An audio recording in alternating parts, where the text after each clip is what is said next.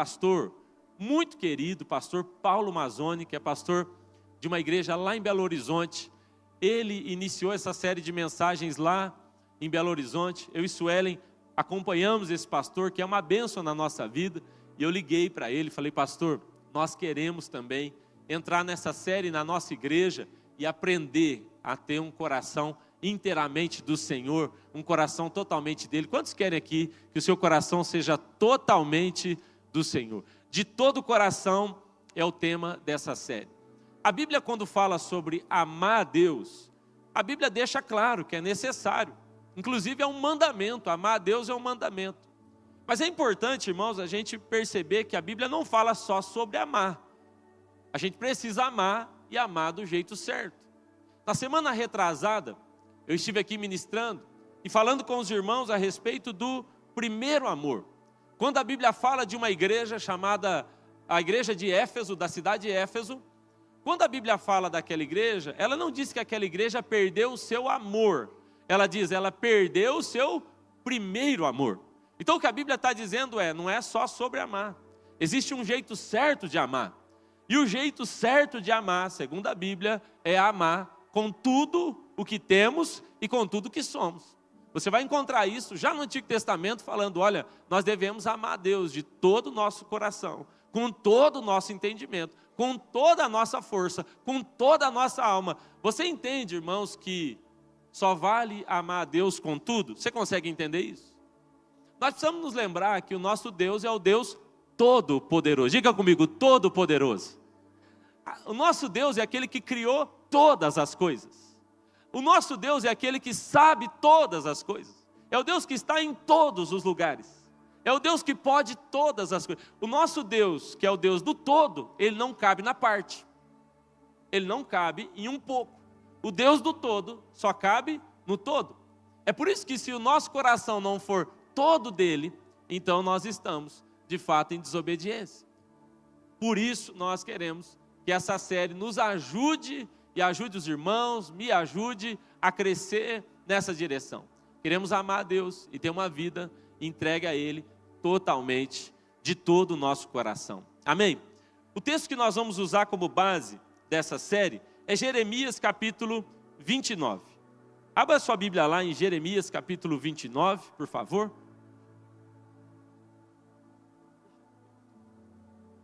Jeremias capítulo 29, se você puder, abra lá.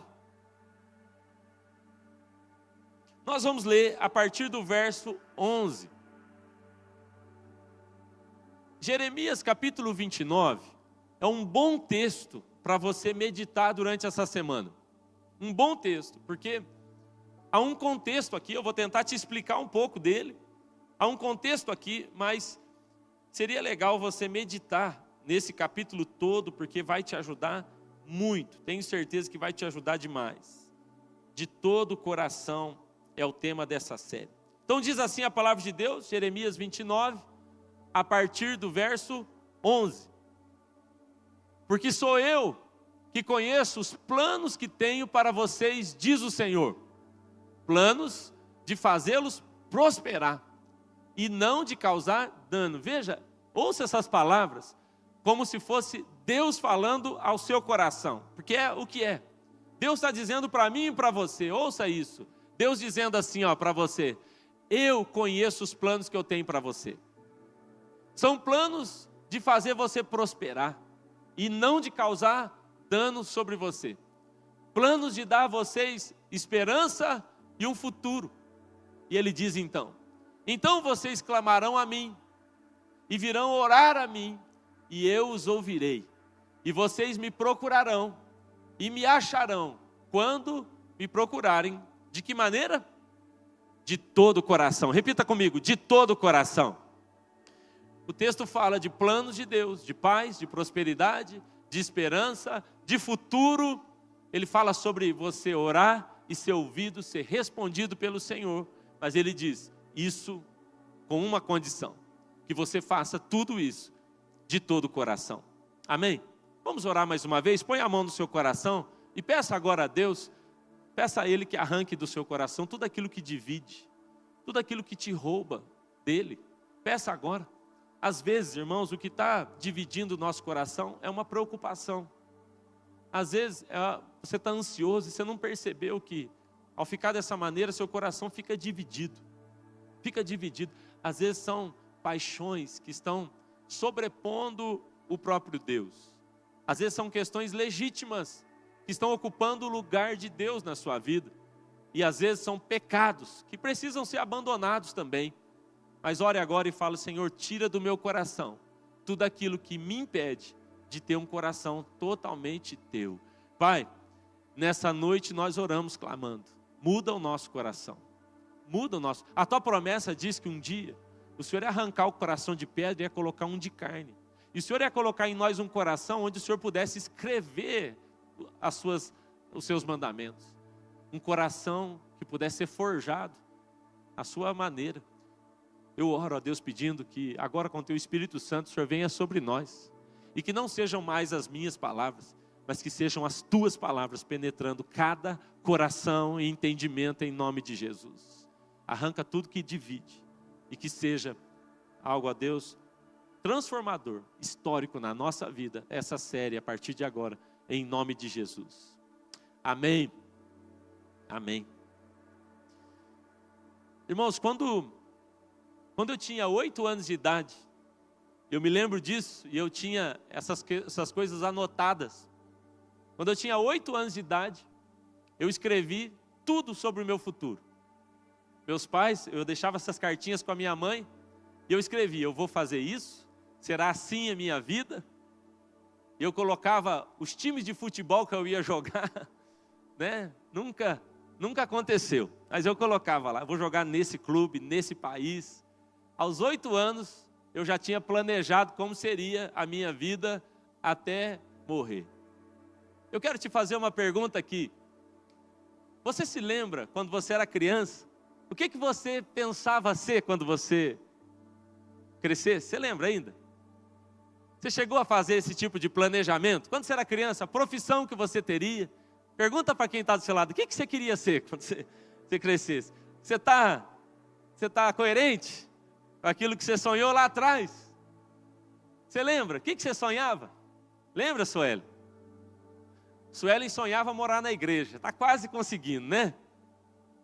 Você lembra? Qual que era a profissão, a faculdade que você falava: não, eu vou fazer essa faculdade, eu vou casar com esse tipo de pessoa, eu vou ter tantos filhos.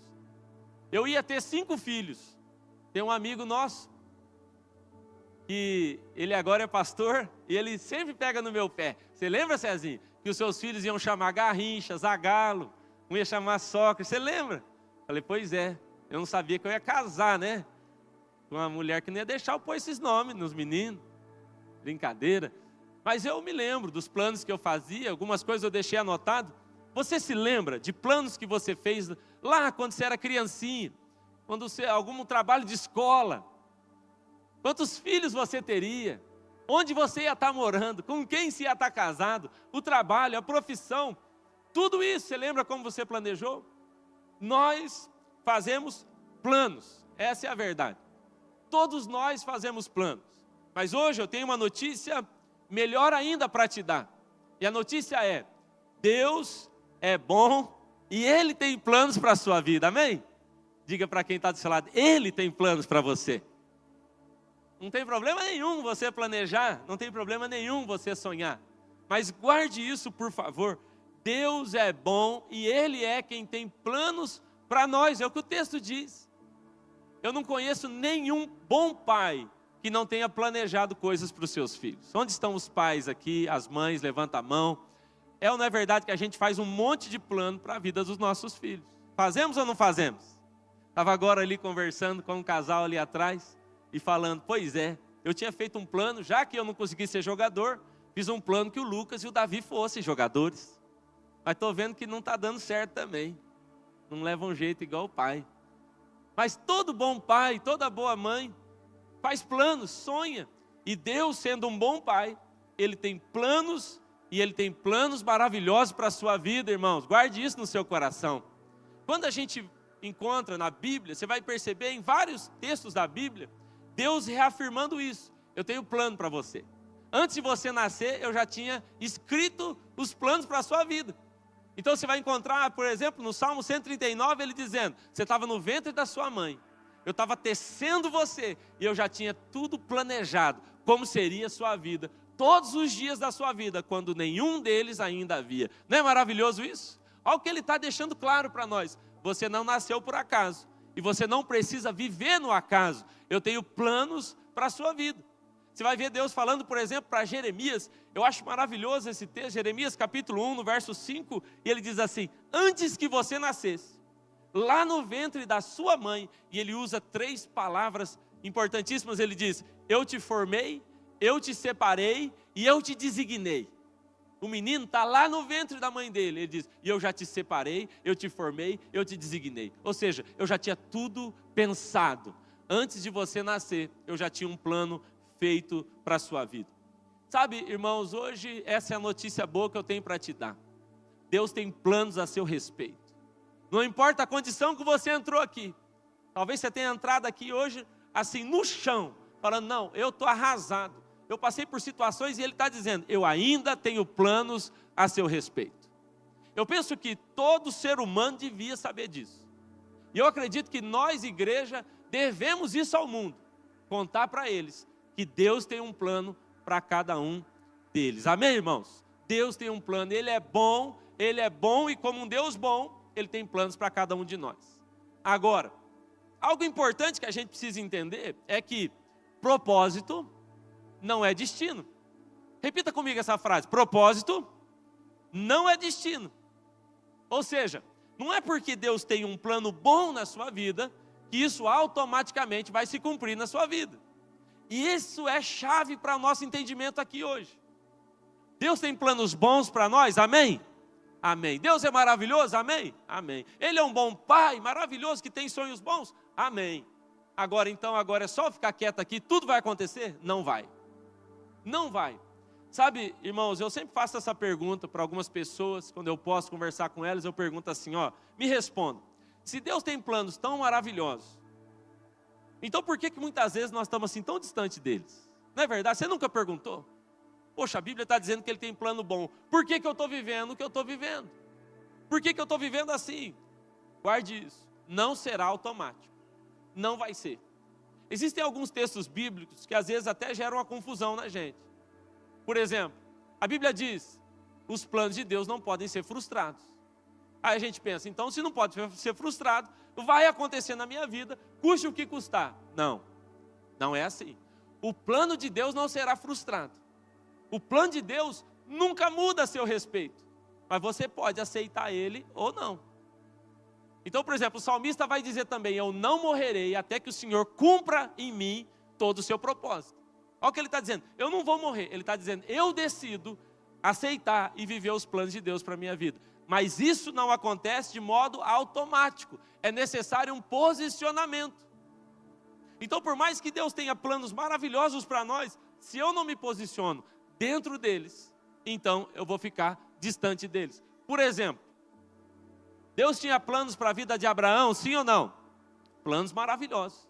Ele disse: eu vou fazer de você uma grande nação. Eu vou abençoar os que te abençoarem. Olha, vai acontecer dessa forma, Abraão. Em ti serão benditas todas as famílias da terra. Amém. Glória a Deus. Planos maravilhosos. Mas daí Deus fala: agora, sai da tua tenda, sai da tua parentela, sai do lugar onde você está e vai para o lugar que eu estou te chamando.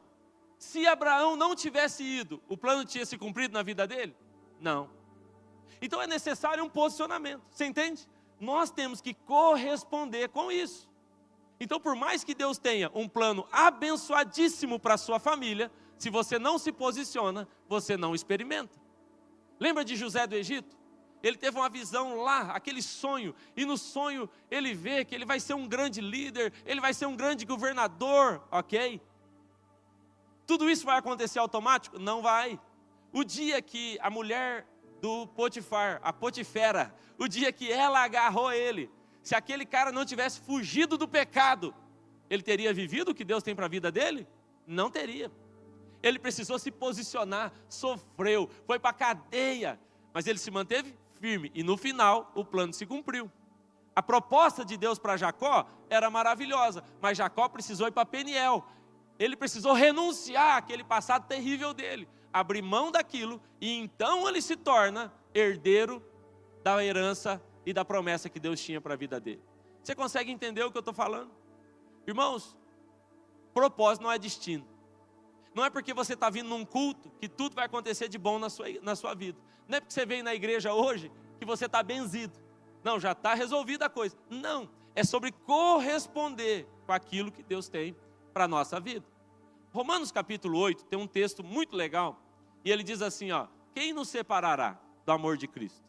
Quem que pode nos afastar daquilo que Deus tem para nós? É uma pergunta que Paulo está fazendo. É uma pergunta retórica, porque ele mesmo responde. E ele fala, olha, poderia a tribulação nos separar? Não, o problema não vai separar. E a angústia que eu estou sentindo, pode me afastar do plano de Deus? Não, a angústia também não pode. E ele pergunta, então seria a perseguição, ou a fome, ou a nudez, ou o perigo, ou a espada? E aí ele vai mais longe. Ele fala, seriam os anjos? Seriam os demônios? E aqui é um ponto-chave. Por quê? Muitas vezes nós estamos afastados do plano de Deus. Não estamos vivendo o que Deus tem para nós. E nós começamos a procurar culpados. Sim ou não? Procuramos. Eu não estou vivendo porque meu líder de célula não é tão bom como deveria. Eu não estou vivendo porque meus pais, eles fizeram coisa errada sobre a minha vida. É porque é a igreja, é o pastor, é o Brasil. Não, preste atenção. Ele está dizendo, nada pode te afastar. Nem o perigo, nem a espada, nem a fome, nem a nudez, nem anjo, nem demônio. Escute isso, irmãos. Algumas vezes nós acreditamos que o que está nos afastando do plano de Deus é o diabo. Não. O diabo, ele faz a proposta.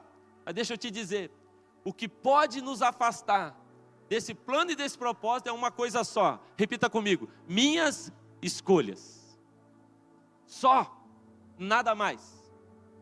Nada mais, nenhum anjo pode, nenhum demônio pode, nada. Mas você pode escolher isso ou não. Você percebe isso?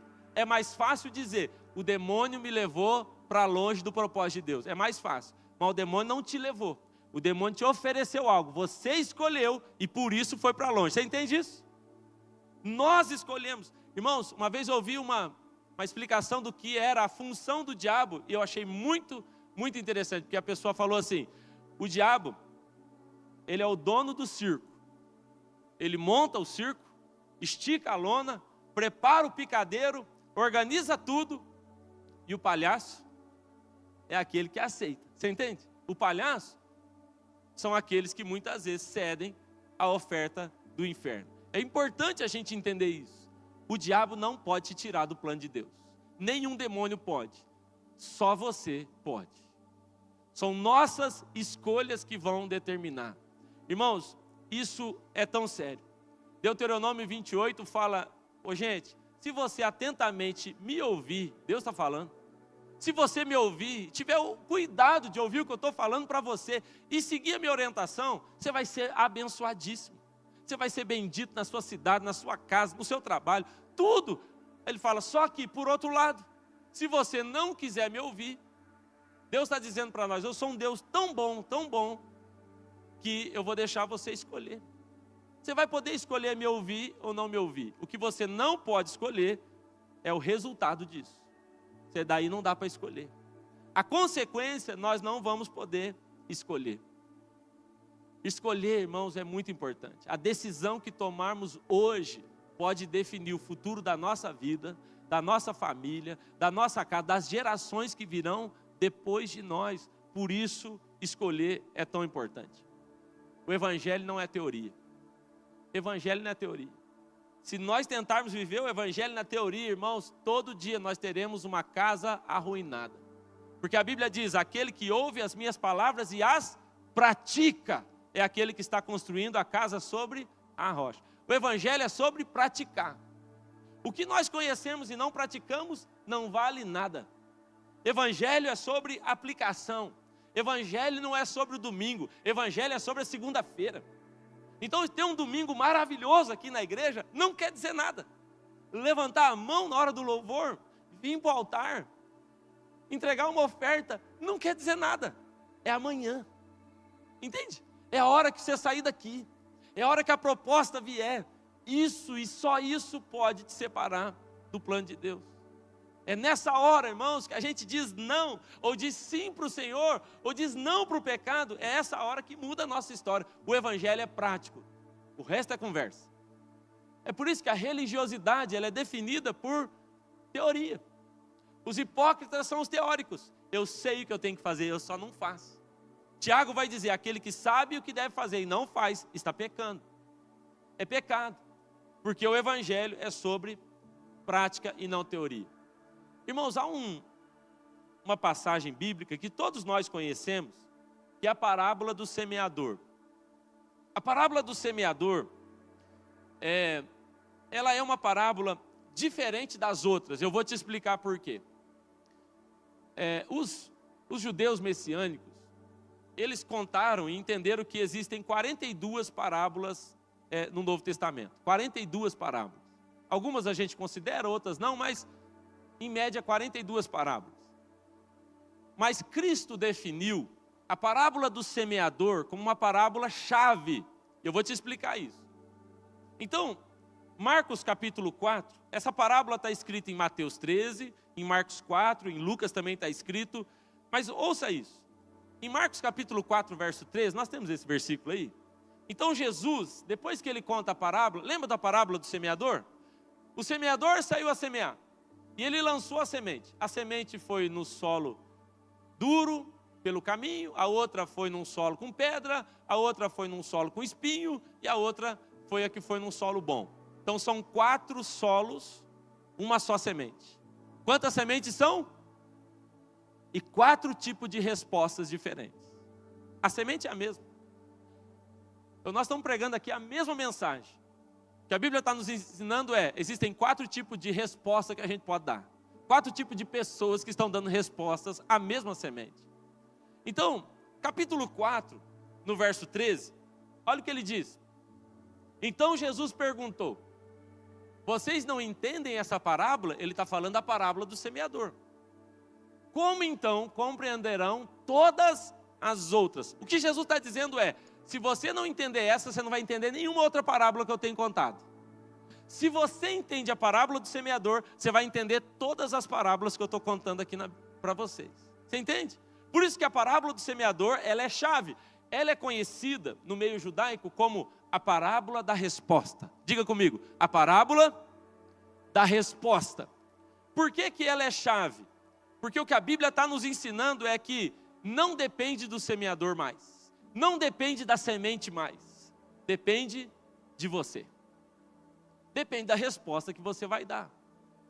O que ele está dizendo o meu plano é bom. E eu estou lançando semente. A semente é boa, o evangelho é bom. Tudo que eu estou fazendo é sonho bom. Coisas boas para você. Eu estou lançando. A pergunta não é mais sobre a semente. A pergunta não é mais sobre o semeador. O semeador é o próprio Cristo. A semente é a própria palavra. Há algo de errado em Cristo? Há algo de errado na palavra? Não. Onde é que está o problema então? É por isso que essa parábola, ela é chave. Porque ela nos ensina. A resposta que damos, a proposta de Cristo, é o que muda a nossa vida. É uma resposta. Irmão, hoje, se você resolver dizer sim para uma pergunta de Cristo, a sua vida pode ser completamente mudada. A sua e da sua geração toda. Tem gente que só está aqui hoje porque um dia disse um sim. É ou não é verdade? Porque um dia seus pais disseram sim lá atrás. Um avô, a Suelen conta a história dela, é tão legal. Um bisavô, não sei se é um bisavô, que encontrou uma Bíblia num caixote. Olha só, achou uma Bíblia, leu a Bíblia, disse sim. Todo mundo aceita Jesus naquela casa. Gerações anteriores, e aí vem de geração em geração, porque alguém disse um sim, irmãos, uma resposta. Aquela mesma Bíblia passou pela mão de tanta gente que não disse nada. Então o solo pode ser com pedra, você pode estar aqui hoje com um solo de pedra, dizendo, eu só passei por aqui para ver como é que ia ser essa igreja. Ou seu solo pode ser o de espinho, está crescendo, mas está sempre se ofendendo com tudo. Tudo me dói, tudo me machuca, é complicado. Ou esse solo pode ser um terreno duro. A Bíblia diz que esse que é do caminho, o caminho é a borda. Então, toda hora, como está na borda, Ele está só esperando a hora de acabar o culto para ele ir embora. Ele não quer envolvimento nenhum. Esse que está na margem, na borda, o inimigo vem e rouba. Não vai durar nem até o final do culto. Ou se durar, primeira situação que acontece, a hora que sai, rouba. Não é mais sobre a semente, não é mais sobre o semeador, agora é sobre a resposta que damos. Amém, irmãos? Isso é muito sério. Por quê? Entenda o contexto aqui que eu estou falando de Jeremias.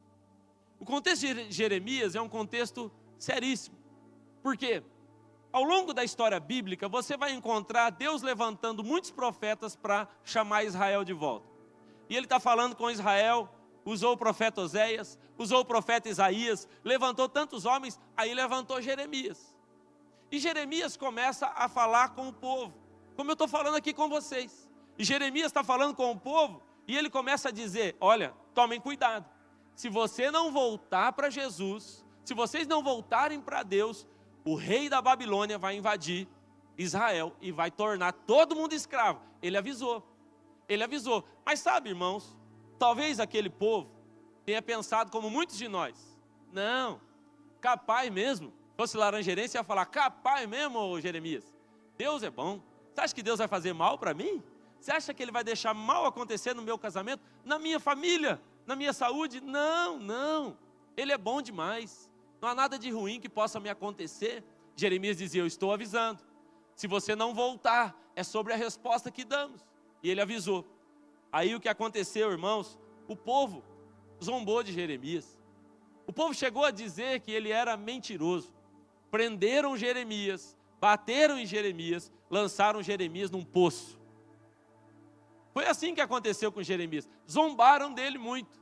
Mas aí, o rei da Babilônia chegou. Aquilo que Jeremias avisou, aconteceu. Irmão, toma cuidado. Como eu te disse, evangelho é prático. Vai acontecer. Vai acontecer na minha casa, vai acontecer na sua casa. Nós não podemos nos blindar das consequências das nossas escolhas. Não existe blindagem para isso. Escolheu, vai colher. Plantou, vai colher. É uma lei bíblica. E eles não deram atenção para Jeremias. Chegou o dia. 586 a.C. O rei da Babilônia invade Israel. Nabucodonosor mandou destruir o templo. Queimou a cidade.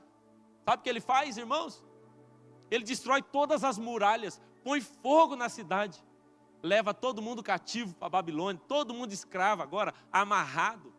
Manda matar alguns. Deixa a cidade destruída, queimada, sem muralha, sem nada. Você pode imaginar a cena? Ficaram alguns velhos e alguns pobres lá em Jerusalém. Falou, larga esses aí. E levou todo mundo cativo. Agora esses homens estão vendo suas famílias escravizadas, suas mulheres sendo estupradas, as crianças estão ali sofrendo. Está todo mundo sofrendo. Por quê? Porque em um momento não deram atenção para a palavra de Deus. Se tivesse dado atenção lá atrás, puxa vida, como seria diferente? Mas não deram. Agora a cidade está devastada. Eles estão constatando, puxa, o que Jeremias falou. Se eu tivesse ouvido o meu líder, se eu tivesse dado atenção naquele devocional como eu devia, se eu tivesse levado a sério os votos que eu fiz com Deus naquele dia, se eu tivesse feito tudo certo, puxa vida, por que que nós não levamos a sério? Então, o rei da Babilônia, ele leva os escravos, os cativos, mas ele deixou o profeta Jeremias lá em Israel, lá em Jerusalém. E o profeta está ali, ele está vendo toda a cena. Irmãos, a cena é tão horrorosa. Você pode imaginar a cidade toda destruída, fogo, quebrada. A cena é tão horrorosa que é nessa época que Jeremias escreve o livro de Lamentações. Porque tudo que ele podia fazer era chorar. Ele olhava e chorava, dizia, meu Deus, eu não acredito. Eu não acredito que você está assim. Rapaz, você já foi um homem de Deus. Eu não acredito que você chegou nesse ponto. Essa família foi modelo para nós, porque como é que vocês chegaram nesse ponto? Eu não acredito que você está vivendo essa tragédia na sua casa. Eu não consigo entender como é que você chegou nesse ponto. Jeremias, é tão triste o que ele vê ali, a cena, um ambiente de promessa de Deus. Aquele lugar foi dado como herança. Deus deu a Abraão. Puxa, agora ele está vendo aquele lugar que Deus deu, completamente destruído. Você já passou por isso? Já viu uma cena assim? Famílias, lideranças, homens, mulheres de Deus, gente que andou com Deus um dia. Ele está olhando para tudo aquilo, ele chora. Ele escreve um livro chamado Lamentações. De tanto que ele chora, ele está olhando para tudo aquilo. Então, nesse contexto, coloca para nós o Salmo 137, por favor. O Salmo 137, lá no verso 1 até o 4, veja o que o salmista escreve. É nesse período que eles estão na Babilônia escravos. Olha o coração desse povo como é que está. Junto aos rios da Babilônia, nós nos sentamos e choramos de saudade de Sião. Sião é Jerusalém aqui. Ali nos salgueiros, nós penduramos as nossas harpas. Eles pegaram as árvores e colocaram a harpa deles e falaram, nós nunca mais vamos adorar a Deus. Acabou, nós estamos chorando aqui. Ali, os nossos captores pediram para nós, eles exigiam, cantem canções alegres. Meu Deus, canções alegres? Cantem para nós uma canção que vocês cantavam lá em Sião. E eles disseram, como nós poderíamos cantar as canções do Senhor numa terra estrangeira? Olha o coração desse povo, como é que eles chegaram nesse ponto? Eles estão tão tristes, tão arrasados com o que está acontecendo agora, resultado de escolhas erradas que eles fizeram. Não é resultado da maldade de Deus, não. De escolhas que eles fizeram lá atrás. Agora eles estão tristes. O inimigo deles chega e fala, viu, pega a harpa, canta uma música alegre para nós. E fala, você está maluco? Eu não tenho ânimo para cantar nada. Eu não tenho ânimo para ler a Bíblia. Eu não tenho ânimo para orar. Eu não tenho ânimo para ir na igreja. Nada, me deixa. Minha vida está arrasada. É o que acontece com esses homens. Consequências. Mas eu quero encher o seu coração de alegria aqui hoje. De esperança aqui hoje. Nesse tempo, Deus fala com Jeremias. Jeremias, eu quero que você escreva uma carta para aqueles que estão nessa condição. Irmãos, Jeremias 29 é uma carta de amor de Deus para o seu povo. É uma carta de Deus para nós. Nesse contexto de dor, de tristeza, onde eles diziam, acabou, eu não posso mais ter uma família, acabou para mim ministério, vida, meu Deus, o sonho que o Senhor me deu acabou, o que eu vejo aqui é destruição e morte, eu escolhi errado. Irmãos, algumas vezes nós temos condições e capacidade de dizer, eu fiz escolhas erradas. Quem aqui já fez escolhas erradas? Levanta a mão. Eu já fiz escolhas erradas. Sabe que eu acho que é mais difícil? Algumas vezes para nós, não é dizer, eu fiz escolha errada. Acho que o mais difícil é, algumas vezes a gente dizer, apesar disso, Deus pode me dar uma outra chance. Era difícil para esses homens. Eles estão no meio de uma tragédia e eles recebem uma carta de Jeremias. Jeremias era um profeta muito duro. Então quando eles recebem a carta, talvez eles pensaram, bom, agora Jeremias vai falar aí, ó, é bom para vocês aprenderem. É bom que vocês sofram mesmo, eu avisei e ninguém me escutou. Mas não era assim que era a carta. A carta trazia um conteúdo de amor de Deus. E sabe qual é o cerne da carta? O texto que nós lemos aqui. Se você abrir a sua Bíblia em Jeremias 29, o título de muitas Bíblias vai estar escrito, Carta de Esperança aos exilados da Babilônia. Deus não mandou essa carta para punir, para esfregar na cara dele, você escolheu errado, não. A carta era, eu sei os planos que eu tenho a seu respeito. Planos de paz. Você está numa situação difícil, mas eu continuo tendo um plano bom para você. Eu sei que você escolheu mal, eu sei que você chegou aqui hoje, você está um viciado, está destruído, a sua vida está arrasada, você chegou a dizer, acabou para mim ministério, acabou para mim casamento, acabou para mim sonho. Você escolheu mal, Deus está dizendo, mas eu não estou aqui para te punir.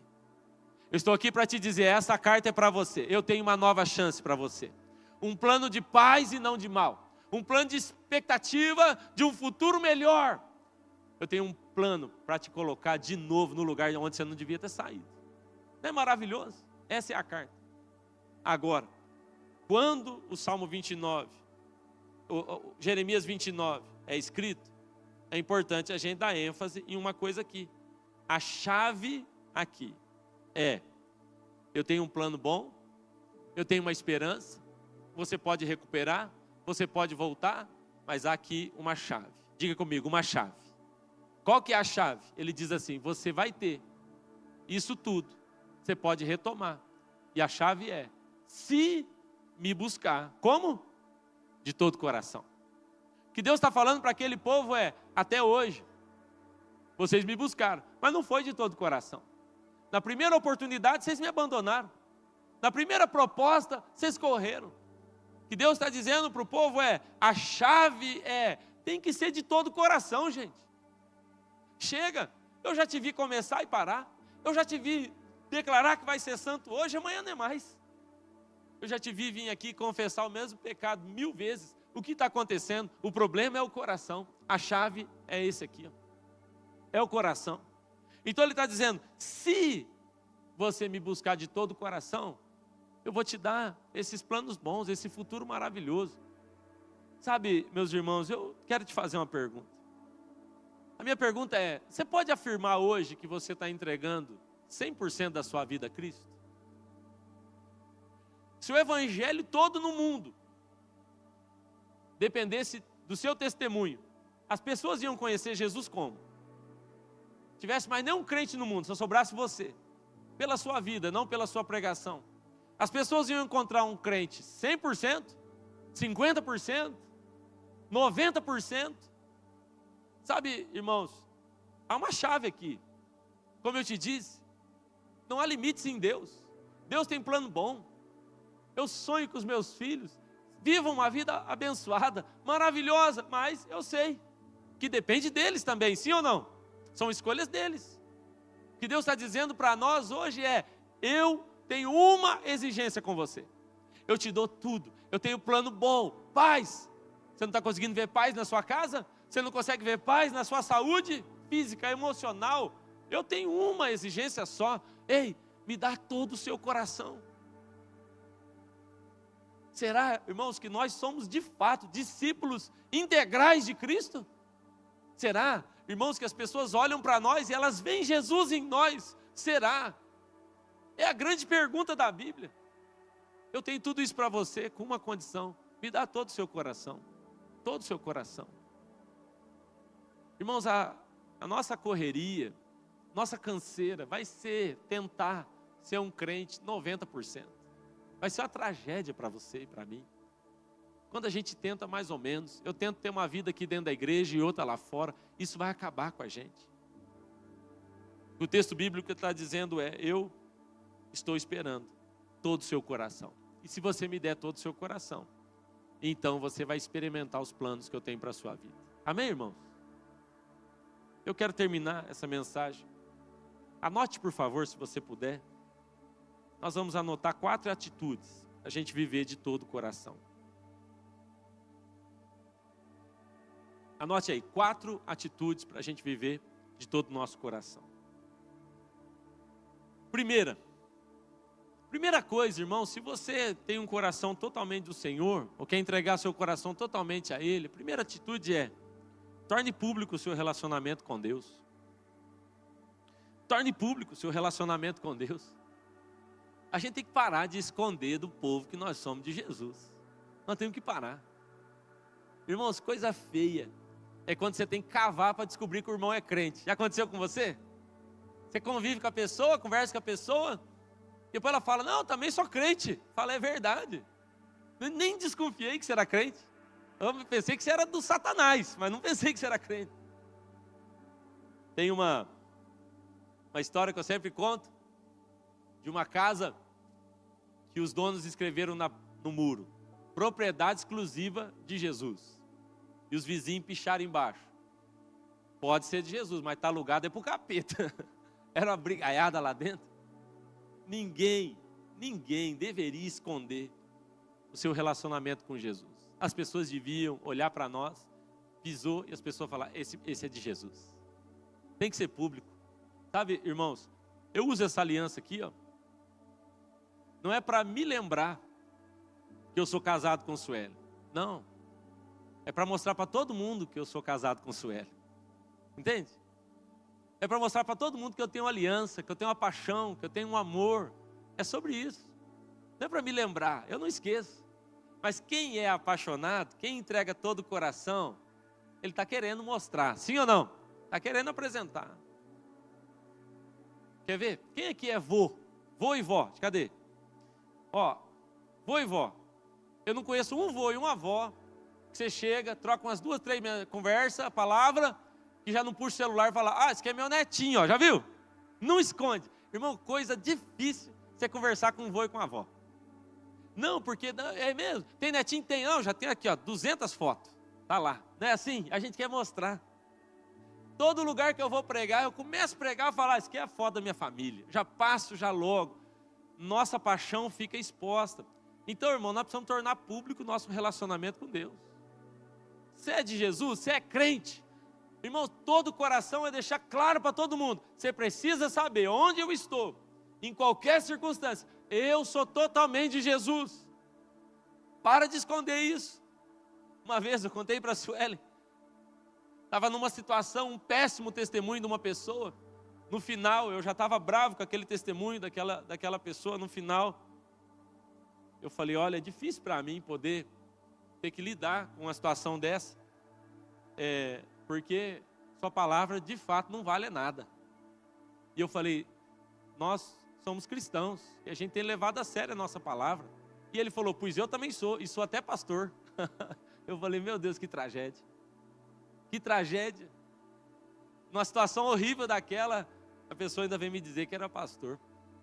Não é público, a gente não vê a paixão, a gente não vê o amor. Sabe o que a Bíblia diz? Mateus capítulo 10, verso 32. Quem me confessar diante dos homens, eu também confessarei diante do meu Pai. Isso é Bíblia, tá bom, irmãos? Isso é Jesus que está falando.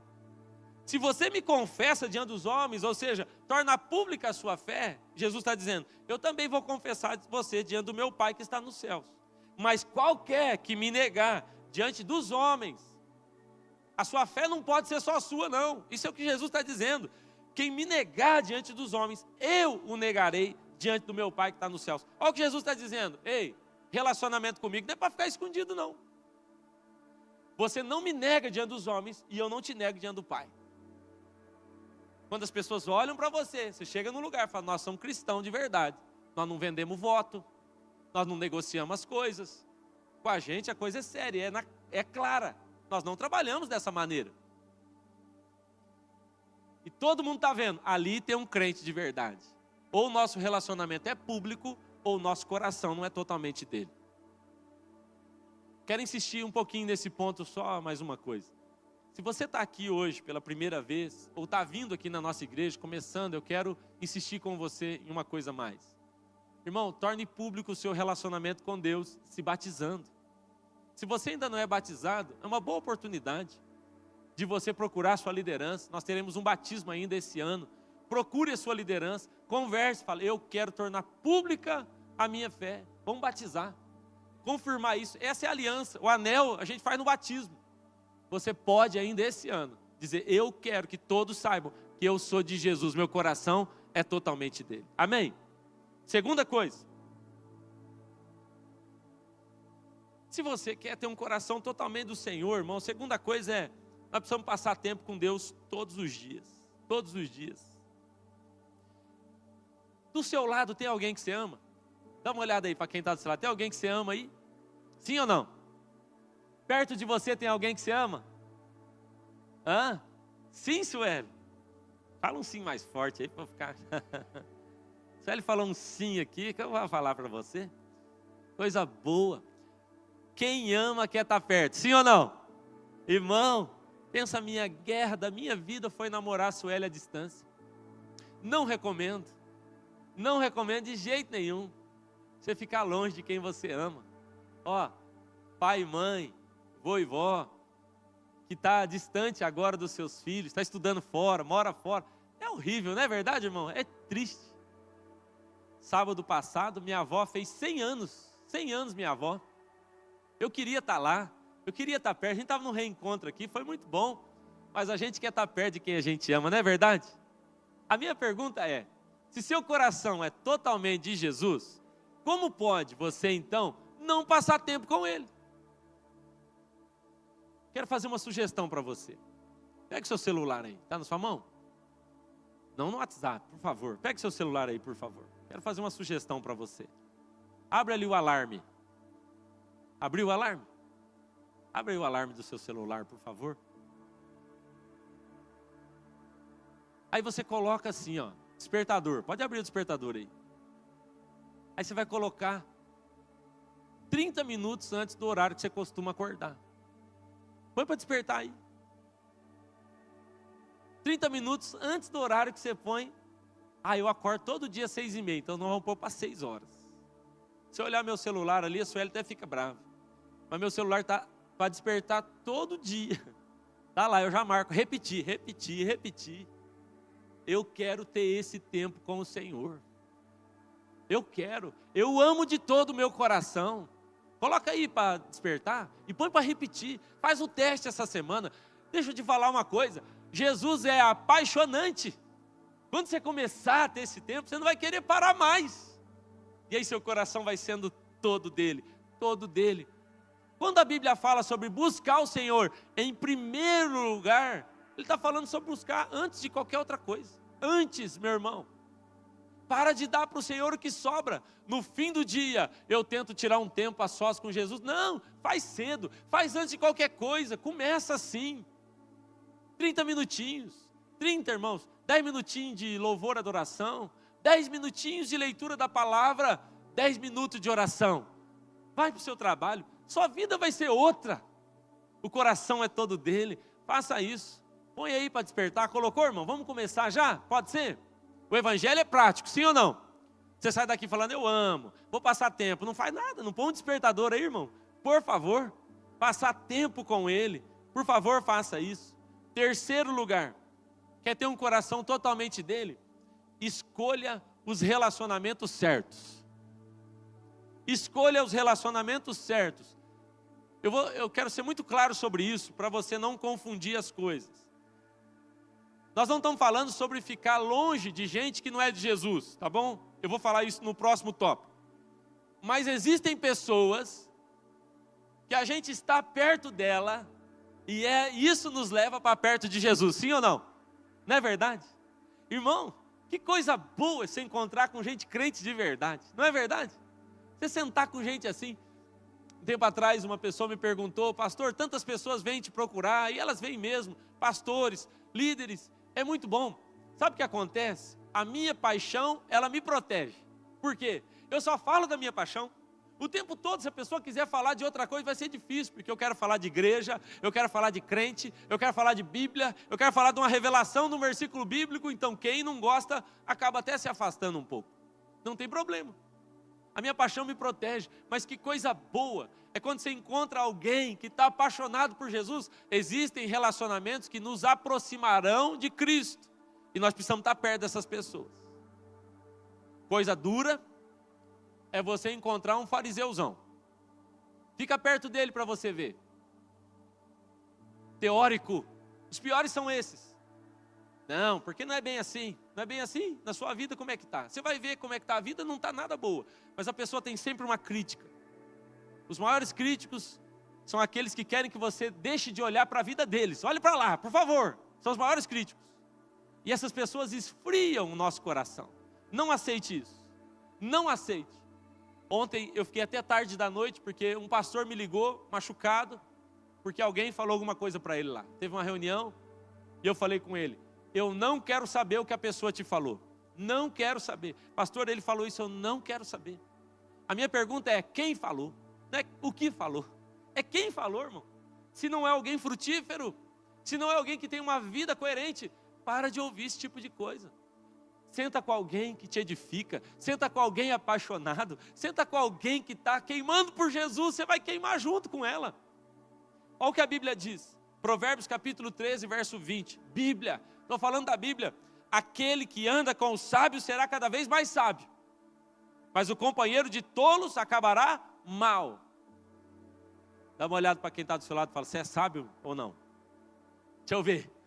O que anda com o sábio vai se tornar cada vez mais sábio. A Bíblia também diz, 1 Coríntios 15, 33, não se deixe enganar, as más companhias corrompem o caráter, corrompem o bom costume. Temos que ter cuidado. Nós temos que ter cuidado, irmãos, não é com quem a gente se relaciona, é com quem a gente dá ouvido e deixa influenciar a nossa vida. Tem gente influenciando a nossa vida, querendo falar sobre casamento, igreja, vida com Deus, que tem uma vida completamente destruída. Tome cuidado com isso. Eu quero te dar um conselho. Procure bem, relacionamentos bons, e você vai estar com o coração cada vez mais do Senhor. Meu conselho é, primeiro, construa relacionamentos profundos, com uma liderança. Se você está nessa igreja e você não está ainda debaixo de uma liderança, eu quero te aconselhar, procure uma liderança. Procure uma célula. Construa um relacionamento profundo com sua liderança, por favor, para que você esteja cada dia mais apaixonado por Jesus. Segunda coisa, firme seu compromisso com a igreja local. Não tem como você dizer, eu sou apaixonado por Jesus e eu não gosto da noiva dele. Não dá. Firme seu compromisso com a igreja local. Sabe outra coisa importante? É muito importante, irmãos, você aprender a servir. Isso vai deixar o seu coração cada vez mais apaixonado. E esse é o nosso último tópico. Anote aí. Se você quer ter um coração totalmente de Jesus, aprenda a fazer a diferença na vida das outras pessoas. Aprenda a fazer diferença na vida das outras pessoas. Eu acho isso tão legal, porque eu te mostro alguém que está servindo e trabalhando para Jesus, e eu te apresento alguém que está com o coração cada dia mais cheio de Jesus também. É maravilhoso, irmão. Sabe que talvez a solução para os seus problemas vai ser servir pessoas que estão passando por problemas ainda piores.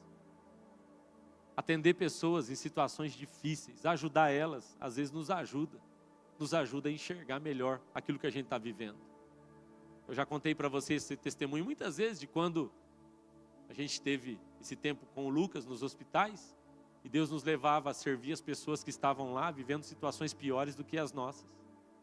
Foi tão importante para nós, tão importante servir, ajudar as pessoas. Irmãos, deixa eu te lembrar uma coisa aqui. Quando Jesus está caminhando e a mulher do fluxo de sangue vem tocar nele, então a Bíblia diz assim, aquela mulher, ela estava imunda. Você pode imaginar que uma mulher que está tendo uma hemorragia, naquela época, uma mulher que estava nessa condição, tendo ali o seu ciclo e era contínuo aquilo, ela era imunda, ela era colocada para fora do arraial. Mas essa mulher está há 12 anos imunda, ou seja, ela está muito imunda, é o que a Bíblia quer nos dizer. A Bíblia está exagerando nisso, é verdade, é bíblico, mas ela está colocando um ponto assim que você pensa, rapaz, essa mulher está 12 meses, vezes 12 meses, é 12 anos, vezes 12 meses, vezes 365 dias, é muito tempo que essa mulher está imunda, ou seja, a imundícia dela está no topo. E aí a Bíblia diz assim, então ela resolveu tocar naquele que é santo. A Bíblia diz que se o imundo tocasse num santo, ele morreria. Inclusive, você vai ver isso lá em Êxodo, dizendo que não devia nem tocar, nem o animal devia tocar no pé do monte, porque morreria, você lembra? Então a Bíblia está narrando aquela cena para a gente lembrar lá do Antigo Testamento. A mulher está imunda, no máximo que pode ficar imunda. O texto bíblico vai dizer, o profeta vai dizer o seguinte, um pouco de coisa imunda suja tudo, um pouco de coisa santa não santifica tudo. Mas agora nós estamos na nova aliança, diga comigo, nova aliança. E agora Cristo, o santo e verdadeiro, Ele está entre nós. E aquela mulher vem tocar nele, ela está arriscando a vida, porque agora a pessoa imunda vai tocar no santo, e ela toca, e está todo mundo olhando a cena, e pensando, ela vai cair morta, ela tocou naquele que é santo. E Jesus para tudo e fala, opa, alguém me tocou, porque eu senti que de mim saiu virtude. Aquela mulher não morreu, ela foi purificada. Então na antiga aliança, o imundo tocava o santo e o santo era corrompido. Na nova aliança, o imundo toca o santo e ele fica santificado. Você percebe? Então a gente pode agora se relacionar com o mundo sem se sujar. É isso que Jesus está nos ensinando. Você pode se relacionar com o mundo, pode tocar neles, orar com eles, abençoar eles, e eles não vão te sujar. É você que vai purificá-los, em nome de Jesus, amém? E por isso nós podemos servir o traficante, a prostituta, o bêbado, o religioso. Nós podemos servi-los sem nos corromper. Você entende isso? É sobre ter influência e não ser influenciado. Quer ter um coração totalmente de Jesus? Aprenda a servir as pessoas. Aprenda a servi-las. Irmãos, é tão gostoso, você encontra esses laranjinhas aqui na igreja. Os voluntários. O povo servindo lá no São Miguel, servindo lá no Presidente Vargas, é gente no estacionamento, é gente lá. Você encontra os líderes de célula, e você vai encontrar um povo feliz, apaixonado, animado com Jesus. Essa semana eu tive numa viagem, deu um problema aqui, outra ali. Eu tive que pegar uma carona, o senhor que me deu carona, um taxista, bem idoso, ele foi a 60 por hora, gente. Se eu fosse correndo, eu chegava antes. E nós fomos, aquela viagem. E vai, não dorme. E quando eu cheguei lá, eu pensei, até falei com o Sueli, meu Deus, que dificuldade está para chegar. A Sueli falou, você tem que ir. Você tem que ir. Deus tem alguma coisa para você lá. É claro que eu prefiro ficar na minha casa. É claro que eu prefiro ficar quieto. É tanta... Meus irmãos, quando eu cheguei lá, num ambiente muito simples, é um bairro assim, de periferia. Tinha gente lá fora. Eu não conseguia enxergar as pessoas na calçada, na rua. Aquele povo todo lá. Eu falei, meu Deus, que privilégio é servir. Que privilégio é servir. É ajudar pessoas. Não existe alguém que tenha um coração totalmente de Jesus e não esteja dizendo, eu quero oferecer um pouco daquilo que eu carrego. Você quer ter um coração totalmente dele? Quer ter um coração inteiro de Jesus? Irmão, primeira coisa. Primeiro lugar, lembre-se disso. Torne público o seu relacionamento com Deus. Você vai dizer para todo mundo, eu sou de Jesus. Não é na minha camiseta, não. É minha maneira de agir. Eu não me envolvo nessas tretas que vocês estão fazendo aí. Não, para mim não. Torne público o seu relacionamento com Jesus. Tem que batizar, batiza. Tem que ajustar a sua vida, ajusta. Mas torna público. Segundo lugar, passe tempo a sós com Deus todos os dias. Colocou seu celular para despertar? Amém? Terceira coisa, escolha os relacionamentos certos. Aqueles que vão te influenciar. Sente com pessoas apaixonadas por Jesus. Deixa a gente incendiada tocar a sua vida. Para de ouvir bobagem. Para de ouvir quem não produz. Para de dar atenção para gente que só tem crítica. Pelo amor de Deus, gente murmuradora, fofoqueira. Sai. Não deixe eles influenciarem a sua vida. Com esses, a gente influencia. Em último lugar, escolha fazer a diferença na vida das pessoas. Amém? O pessoal do louvor pode vir aqui, por favor. Vou pedir para você ficar em pé. Você coloca o último texto aí para nós, 2 de Crônicas 16, 9. Nós vamos orar encerrando.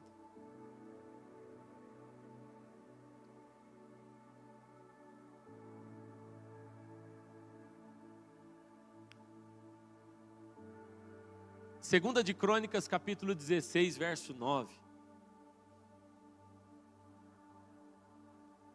Aleluia. Vou convidar os nossos irmãos laranjinhas para vir aqui à frente, pode ser? Vou convidar eles para estar aqui.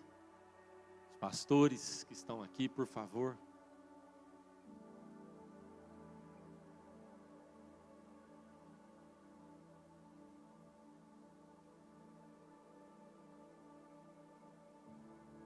Eu quero te convidar hoje a dar uma resposta para Jesus. A pergunta que nós estamos fazendo é, o seu coração é dele? Nosso propósito aqui, irmãos, não é te acusar, não é te condenar. Nosso propósito aqui é que eu e você entendamos. Só há um caminho para acessar o Senhor, que é de todo o coração. Ouça o que Jeremias fala. Jeremias está dizendo assim, eu tenho planos bons para vocês. De paz, de esperança. O que você está vivendo não tem a ver com o que Deus tem.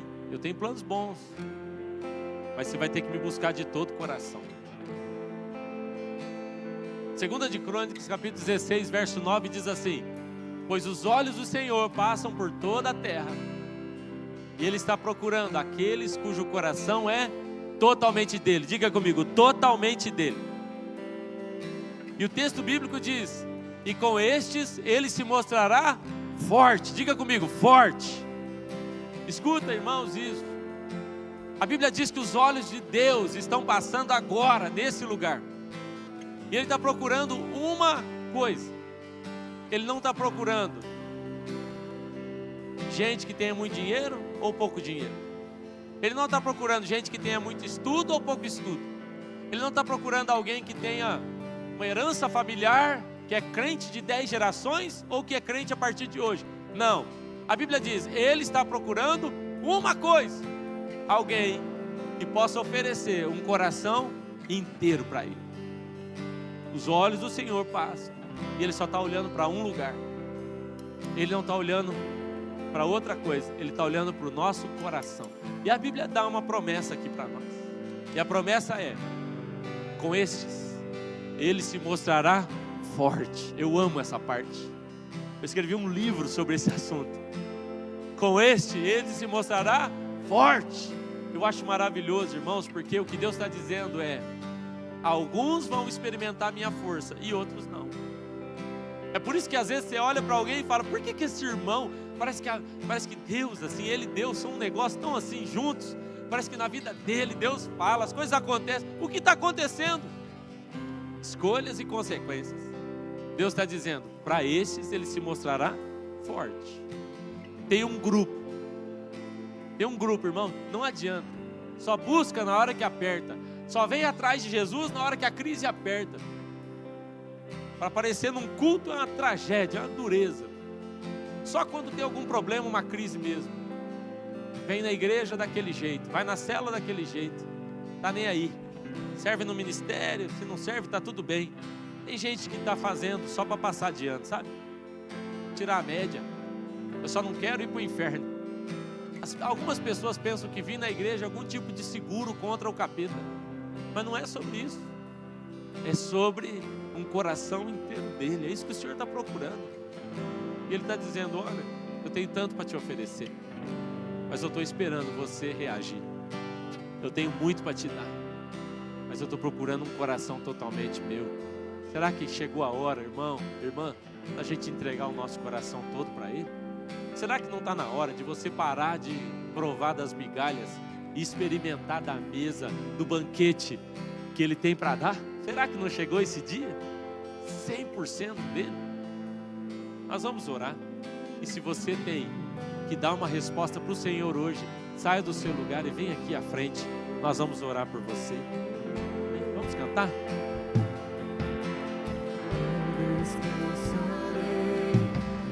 Você tenha o seu lugar, não descansarei, até que a sua glória enche a terra. Não descansarei, até que você tenha o seu lugar.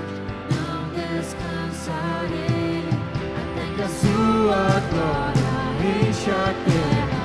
Não descansarei. Aleluia. Vem para frente. Pode chegar bem pertinho do altar para caber os outros irmãos. Aleluia. Continua orando, clamando. Se você quer entregar o seu coração totalmente a Ele, sai do seu lugar. Dê uma resposta hoje a Jesus. Dê uma resposta hoje a Jesus. Não há vergonha. Na verdade, é sobre isso. É um futuro de esperança, de paz para você, para sua casa. Nada pode nos separar, a não ser as nossas escolhas.